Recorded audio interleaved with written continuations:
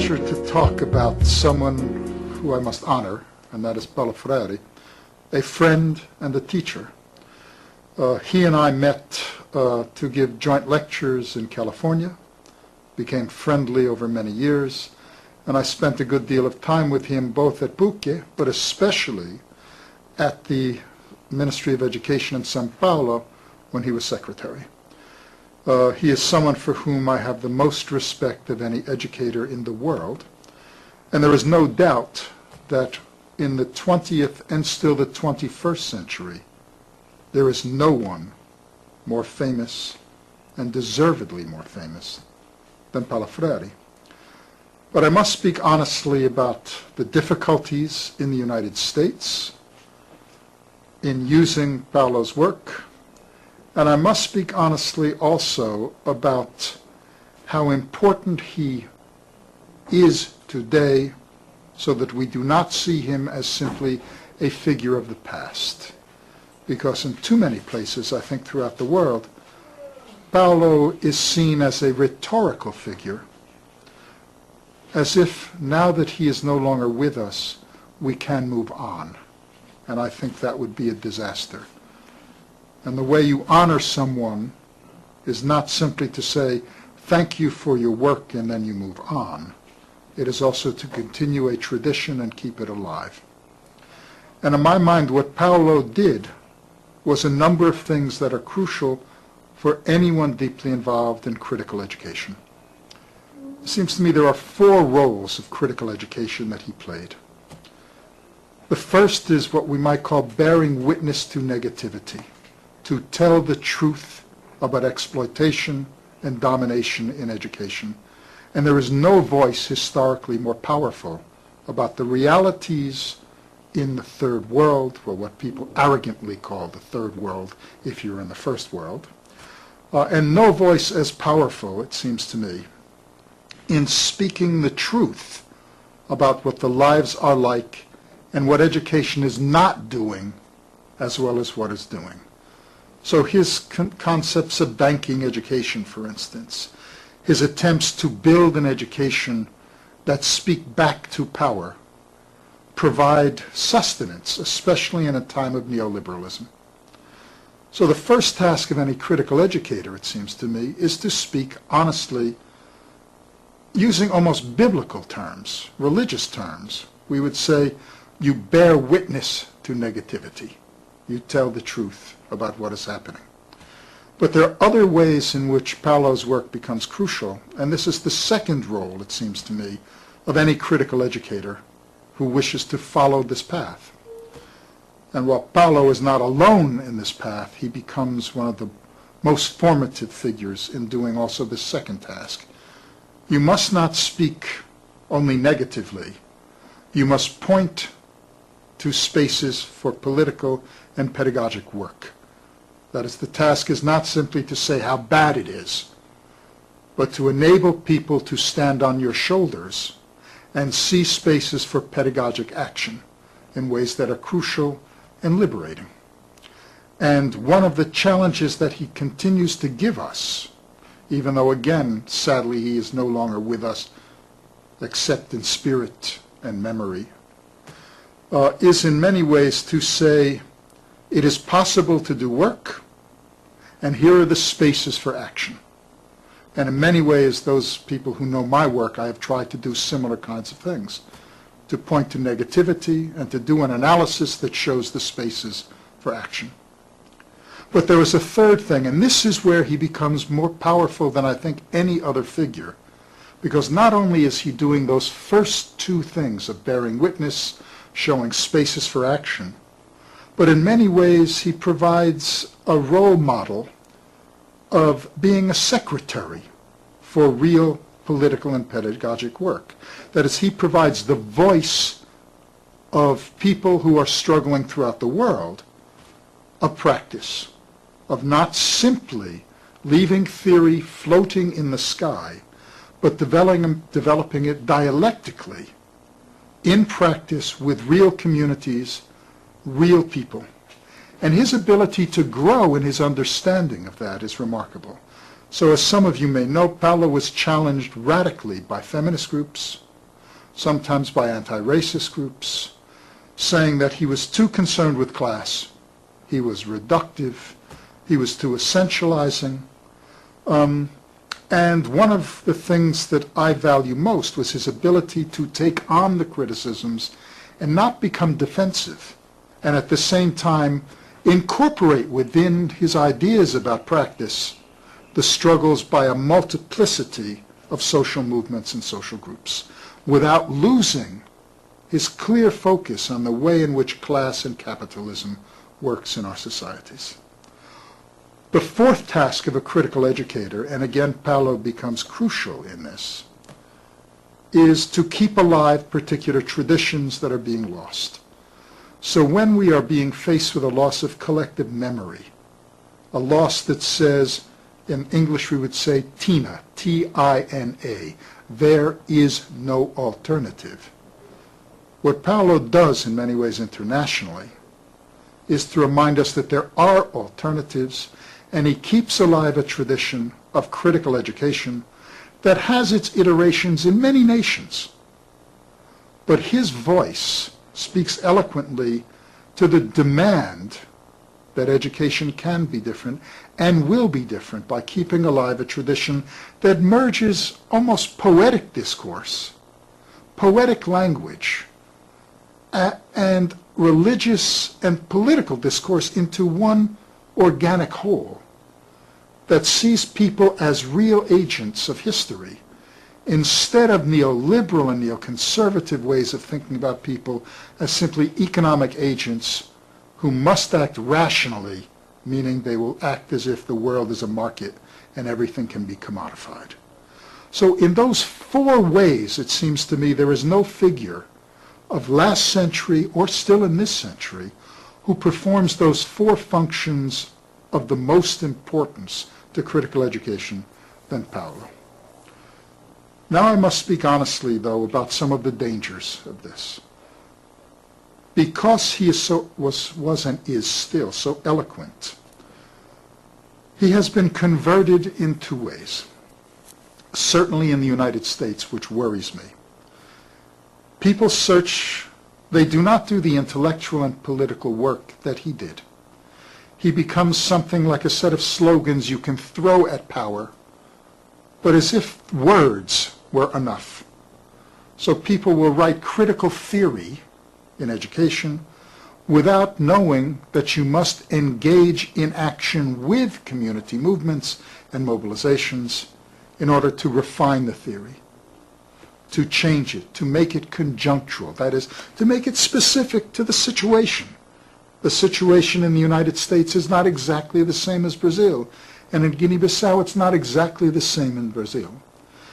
So one of the things that he was so clever about doing, and I mean clever in a good sense, thoughtful, listening, in dialogue, was his ability to say, this must change. I must do this instead of that here. And what many people in the United States, and unfortunately I think in too many countries, especially English-speaking countries, what they have done unfortunately is to say, he's like a piece of machinery. We can just take it. It's like a prefabricated house. He gives us all the pieces. All we need is a hammer. Bang, bang, bang, bang. We have made Paulo Freire without doing anything of thought, which he would find, you'll forgive this phrase, repulsive. He would reject that. He never saw himself as a method. Theory and practice were joined in praxis. That's what makes it so powerful. But there is another danger besides that, especially in the United States, and here I must speak again very honestly, if I may. Many people engage in what Pierre Bourdieu would call conversion strategies with Paolo. And what I mean by that is you try to be a friend of Paolo. You try to quote him in the United States in particular, and it gives you cachet. It makes you seem very political when the only politics you're engaged in is writing at your computer, quoting the famous words of a radical educator, but you are not engaged yourself. And that is a great danger, because what made Paulo's work so important was his engagement. And unfortunately, I think for many people in the United States, for some people, Paulo's work was used like trading in cards or something, like money. If I could say, I know Paulo Freire, you get instant fame and instant notoriety without ever having to do the concrete political work. It was simply a way of trading forms of capital. I know Paulo, I have social capital and cultural capital, I can gain mobility within the university. And that transforms him into one more commodity for sale, to be traded, like a used car. And that I find deeply disrespectful to his life. But there are others throughout the world that have taken his message and his life and have used it in powerful ways. So there are groups in the United States, for instance, both in the curriculum field and in critical education, around publications such as Rethinking Schools, where critical educators have drawn some of their impulses from Paulo's work and some from indigenous movements in the United States, where we have within the black community and the brown community and the Aboriginal or Native American communities, their own traditions. And they have taken on much of Paulo's theory, used it with their own anti-racist theory as an example, and created immense gains. So when we think about Paulo's work in the United States, we must think about not simply how Paulo himself is taken on, but he opens a door for people also to remember their own traditions of critical educational work that went on before people in the United States were so strongly influenced by Paulo. So there are traditions, for instance, in the United States of people whose names are not famous outside. Carter Woodson, a famous black educator. W.E.B. Du Bois, another famous African-American educator. Many indigenous Indian educators. Miles Horton, a radical educator who was a friend of Martin Luther King. And what Paulo's work did in the United States, actually, in an odd way, was not just influence people to learn from him, but to open a door to say, this sounds familiar. And it enables this restoration of what might be called critical collective memories, of people understanding that, yes, they can learn immensely from Paulo's work in the United States, but there are traditions in the United States that they had forgotten. And that's something that's not thought about his influence. It's not simply that you take him and you use him. But in almost every nation, in Africa, in Latin America, in North America, in Asia, there are critical traditions that dominant groups have purged from our memory. And Paulo, by speaking so eloquently, enables large groups of people to open the door to their own traditions. And one of the hidden effects of his work in the United States was exactly that, the restoration of memory. And I wish people understood more about that, because we tend to think about his influence throughout the world as, do people call themselves Freireans? Well, yes and no. But what about the more hidden effects that actually are profound? Does he open the door for people to remember their own cultural and critical pedagogic past?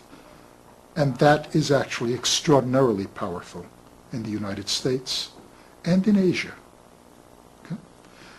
Now, if we were to talk about, has he made an effect in the United States in classrooms? Yes, in many ways, by people who take him as a model of thinking.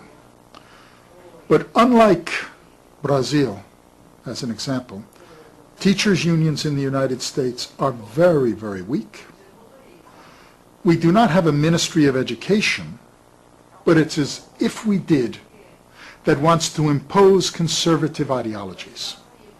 So let me give an example. When I was a critical educator as a teachers union leader in the cities and favelas of the eastern part of the United States, I was doing very, very critical work. I had been a Marxist. I come from a very political family. And I had mobilized around anti-racist political work. When the schools were closed, rather than have white children and black children live and learn together, white citizens' councils closed schools rather than put black and white children together. And my first work was going down to the south of the United States and reopening literacy programs. I did not know I was doing Freirean pedagogy, but we were working together to do critical work. When I came back to the North and became a teacher, this was at first when I was a teenager, and I tried to do this in regular public schools, I was threatened with being fired. I was told I was a communist. I was told we could not engage in this kind of work. And we have to understand that for Paulo's influence in education in the United States was to provide us with the strength to keep going. Because we knew that even though I had not even heard his name in the 60s, because none of his work had been translated, he provided not just rhetorical strength, but for many of us who had spent our early lives working in favelas, working in black communities and indigenous communities. Once we read Paulo's work in the late 60s and early 70s, we realized that our struggles had been victorious in Brazil, in parts of Africa, and it provided us a way of saying no to power. So even though we were already doing the work, and sometimes actually we had criticisms of Paulo's theories. As one example, I personally felt he was too romantic about the curriculum, as if naturally this would evolve. And that's like the struggle, the debates by the content group in Brazil for many years about whether Paulo had a theory of curriculum or only a theory of pedagogy, that he assumed that knowledge would almost automatically come from the local community. Well, I believe that, but I knew that that was not easy to do in the United States. And I thought that we needed more planned curriculum, and we had to work with parents and work with community activists and teach them as well as having them teach us. So I was a little more directive, I think, than Paulo was because of the conditions in the U.S.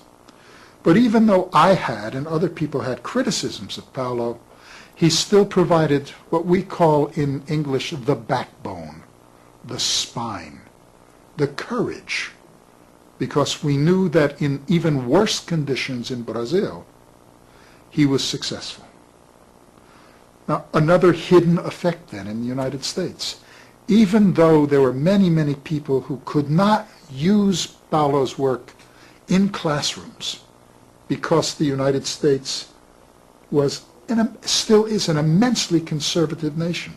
Any nation that has George Bush as its president is not going to smile when people who are critical educators say, we want to do this. They are going to be repressive. And we are seeing that constantly.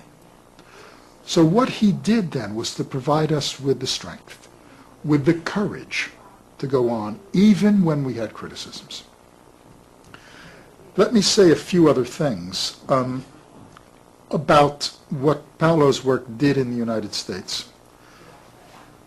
Historically, in the curriculum field, there was a very, very radical tradition. And it came not from the power of Paulo Freire's work. It came from the indigenous movements in the United States, that is, movements that grew out of anti-racist struggle, union movements. So my own education is through labor unions, an anti-racist struggle. And one of the things that happened in the United States, actually, I think, paradoxically, was at first the rejection of Paulo's work, because we were so concerned that people were importing him from Brazil that it was actually serving as a substitute for the kinds of work that we were doing, that mobilizations were gathered around about race, for instance. And for many critical educators in the curriculum field, such as myself, I felt Paulo at first was too popular. People were using him again as a slogan, rather than understanding that when you import something, you have to also learn where it works there and where it doesn't work there, where it might work in the United States and where it didn't. So I must speak a little honestly here about my own relationship to the Freirean legacy. When I first read Pedagogy of the Oppressed, it was extraordinarily powerful to me intellectually. But it was telling me what I was doing already, because there was 100 years of critical curriculum work in the United States already, especially around the politics of race. And for many of us within the critical tradition, our first impulse was to say, that's interesting, it's very important, it provides a language, it opens my eyes powerfully.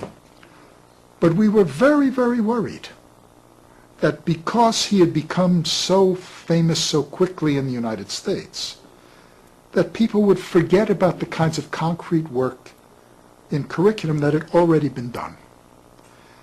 And that linked for many of us to our worries that some people were using Paulo for their own personal advancement, to get the cachet, as what I called conversion strategies earlier on. But that quickly dissipated. You can't know Paulo, as I began to from my trips to Brazil, in my lectures and debates with him in public in California and elsewhere in the United States, without understanding that Paulo was one of the most gentle and humble people one would ever meet. He had an ego. So do I. So does everyone. But to be in his presence meant that you could not use him for conversion strategies easily.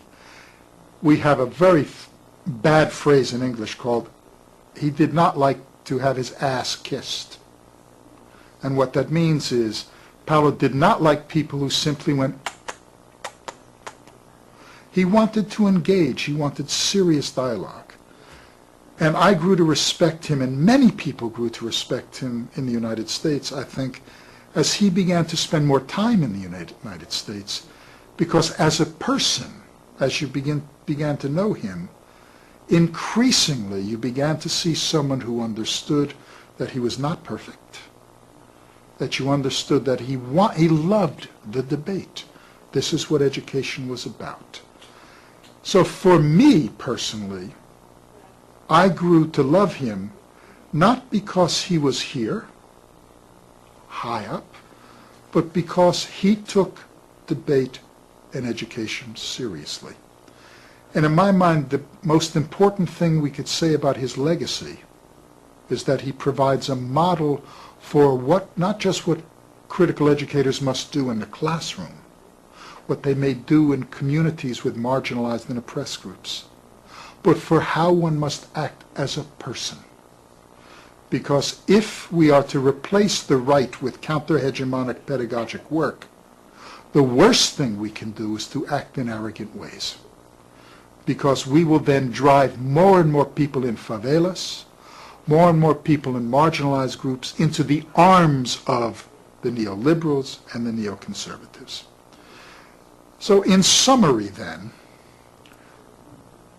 I mentioned at the very beginning that Paulo does 4 things that I think are crucial to critical education: bearing witness to negativity, showing spaces for action, engaging as the secretary so that people can speak through you about their political and pedagogic work.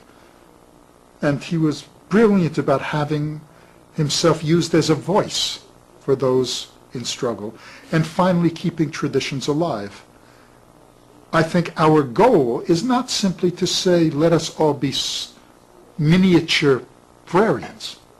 It's to say, what are the four tasks? What doors did Palafreri open? What doors did he not open where we must go further? But the task is those four things. And the way we show the immense respect for Paolo's work that I think we must have is to stand on his shoulders with respect, not to treat him as the person who answered all of our questions, but to say thank you forever for opening the doors that we will now walk through collectively, bringing you with us.